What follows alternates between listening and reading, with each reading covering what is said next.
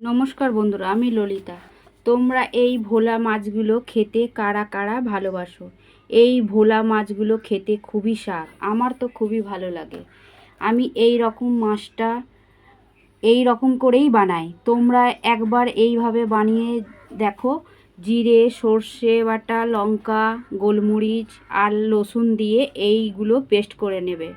তারপর মাছটা লাল করে ভালো করে ভেজে নেবে। তারপর তেলে একটু পাঁচফোড়ন দেবে, দিয়ে বেটে রাখা মশলাটা দিয়ে ভালো করে ভেজে নেবে।